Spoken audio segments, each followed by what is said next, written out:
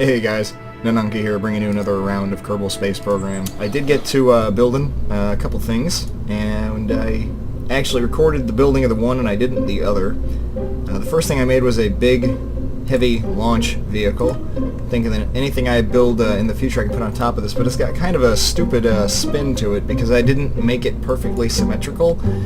It is stupidly big, but it goes up just fine, gets into orbit just fine, has a lot of lift, but it's not actually perfectly symmetrical. You see how they're closer there, and then there's like a gap, and yeah, when it goes down to just a few rockets, you can see it better, and there is pretty much a horrible spin to the whole thing. It just kind of is annoying, which brings me to my Rover that I've worked on. I actually really like this thing. It's got 2 seats on it.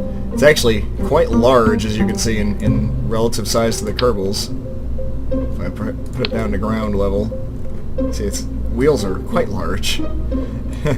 And yes, it has rockets on it, just in case it needs to get across any kind of really rough terrain. It's got a few other little surprises and doodads and knickknacks and whatnots. Yeah, as you can see, I've been doing a lot of test runs with the Rover 1. There is all the Rover 1 debris. First of all, it's got lights. That's a thing. And even at night without solar power, it's still got power generation, thanks to that thing. Yeah, there you go. Radioisotope thermometric generator. And let's just say, for the sake of argument, that you somehow screw up and you flip this thing over, and you're like, ah, hell, I flipped it over. Well, that's okay. It's got a little mechanism. That's alright, I watch BattleBots. I know you need a way to get back on your feet. Yeah, as long as it's not a crippling fall, that'll be fine. It's quite heavy. I think it's, I can see the weight if I go to this screen. Yeah, it's 2.46 tons. Yeah, that's not light. But what it is fast and maneuverable. Well, maybe not terribly fast without the assistance of rockets, but it does have rockets. And if I crank those up, see, the speed just kind of goes along with it. It doesn't have a ton of fuel, but it has enough. Whoa. Get flat. Yep, there we go. Oh, there go the wheels. Yeah, so there you go. I can get to the maximum speed that the wheels can handle. So, I figure, to be completely honest, why do I ever need to go any faster than maximum speed? It tears itself apart and explodes. So I don't need to go that fast. You may have noticed there is a bit of an RCS system on this thing. There is RCS fuel hiding there in the middle. And the purpose for that is, let's say I fall off a cliff. Like, let's go ahead and go up in the air. We'll just go directly up. This has no SAS, but it does have RCS, yeah.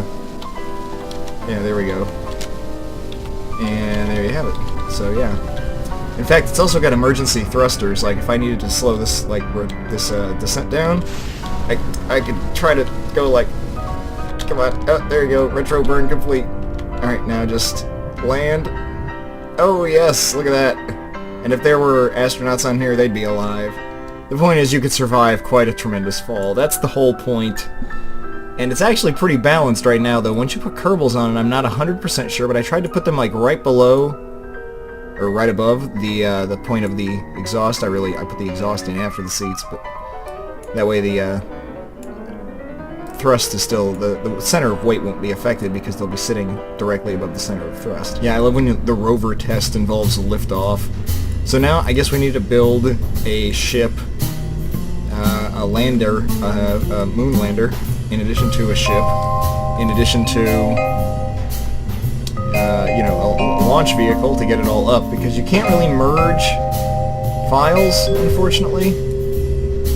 One thing I am going to do is change some of those RCS thruster locations. The ones on the bottom are less useful than you'd think for trying to control the descent stage of things. Like these two here, I don't know what I'm doing with those there.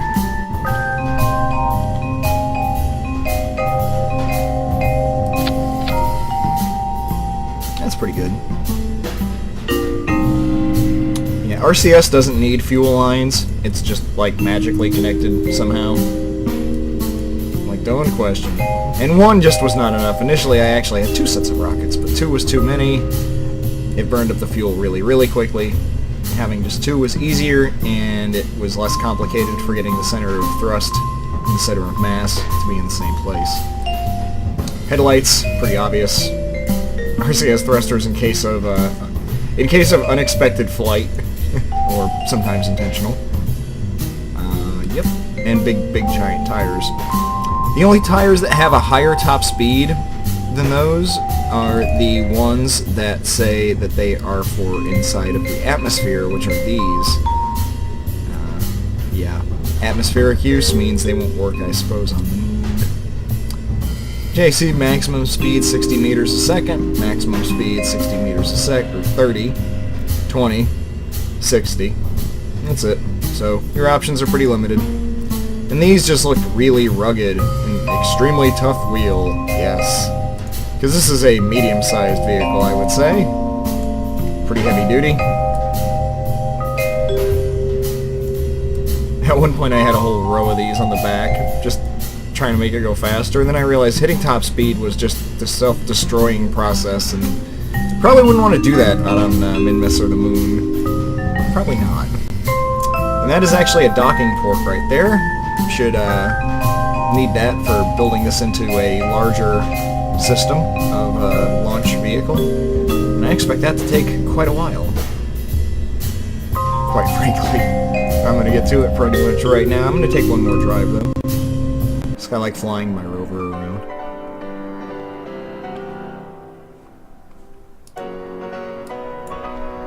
With the solar panels, when there's daylight involved, there is no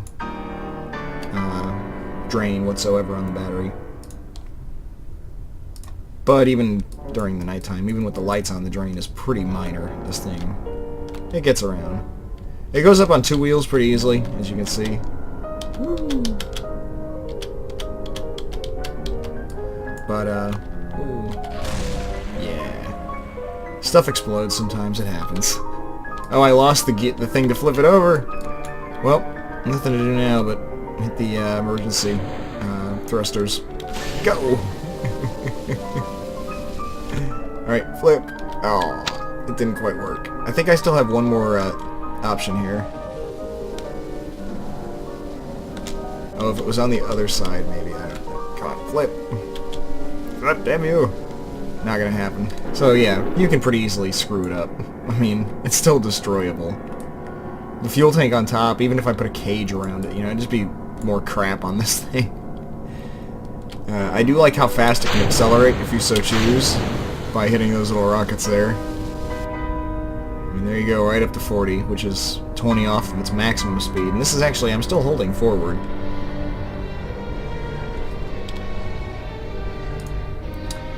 Just so happens that this thing has a maximum self-propelled speed, you might say. Oh, crap. Oh, boy. That was bad. I tried to control it at the last second. I was like, RCS on, no! You can see how I developed all that debris. Wait, I hope there's like a button somewhere to just remove all the debris. That'd be good. There's a little bit more than I needed. Whoa.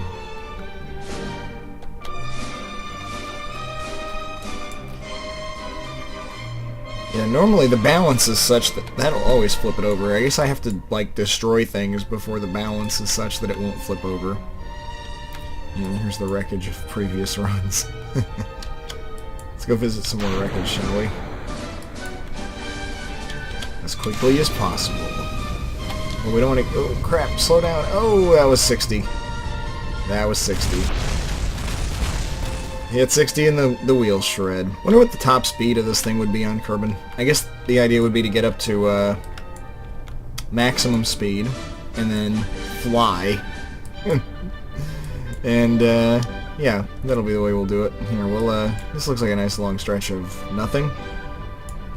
Alright, let's see, what's top speed? Are we already at it basically? We're slowing down now instead of speeding up?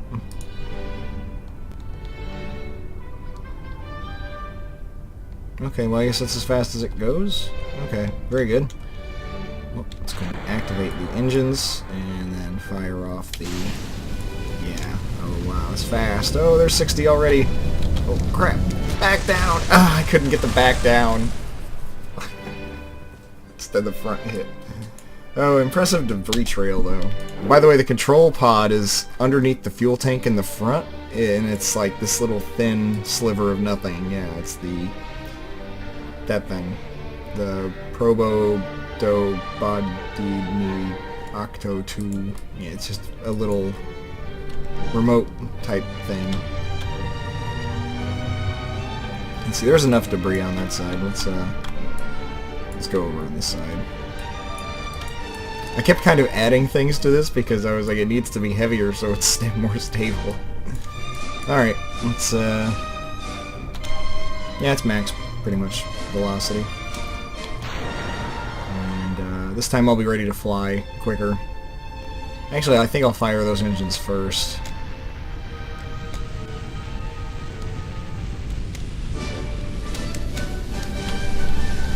Whoa. Whoa! Holy crap! Oh god! Whoa! There go the wheels! Ah! Anybody see how fast that was? Because I sure as hell didn't. Oh, there goes the proto-dying body. That was a good run. Let's give it another shot there. Where's that that test runway? Is that over that way? Yeah, it's over there. That's probably why all the wreckage is over there. Wow.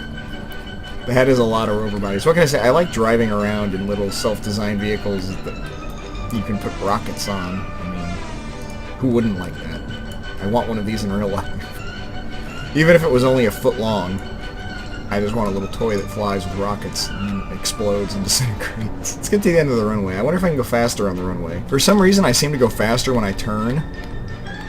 Said I got up to 25 for some reason. It's like 27. I don't get it at all, but whatever. You slow down when you go straight. It's so strange. Kerbal physics.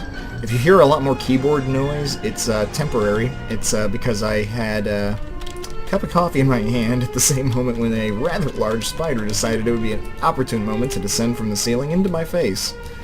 At which point I spilled about half of the coffee into the keyboard, and it is no longer functional. I washed it out with water, having given up on it ever being not sticky again, and yeah.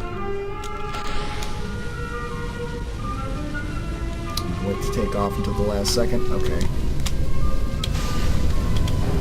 Oh yeah, that's what I'm talking about. That's pretty good.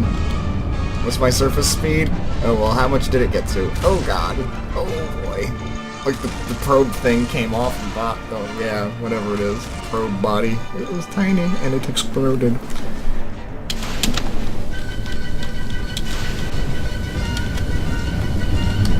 Oh god, get the back end down. Oh god. Whoa, the wheels. Oh jeez. You can see why this is a lot of fun. For me anyway, this is a lot of fun. I did a lot of this yesterday. And it dawned on me, I was like, man, some of the silliest shit I've done yet has been building this stupid rover. I was like, even though it took hours that were disorganized and I was doing other things, this was like the main thing I did like for hours. I just want to see again the thing fly, because I love it.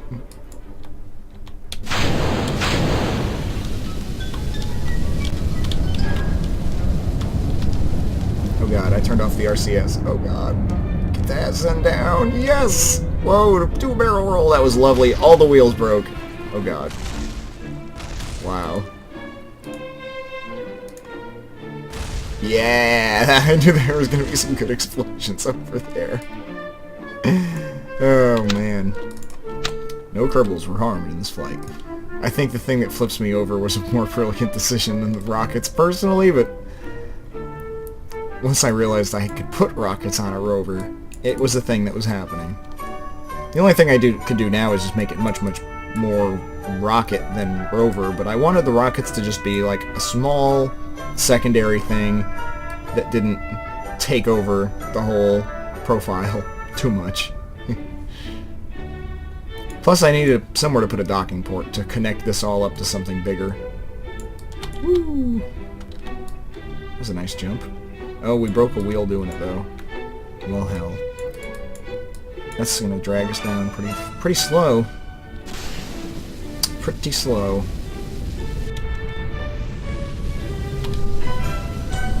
Oh yeah, very slow. Look how slow we're going. Oh yeah, there go the wheels. I don't know how survivable this thing will be for Kerbals, the way I drive it. Well, now that we've got a rover that I am thoroughly ready to go explore a moon with, in the next episode we will go through quickly, I think, the process of building a new ship, because you don't want to watch me struggle, and that's basically what it was. We'll just get right to the mission at hand, so probably one more episode before the actual flight. Thank you so much for watching, I do greatly appreciate it. As always, do like it if you liked it, and I will catch you next time. Peace.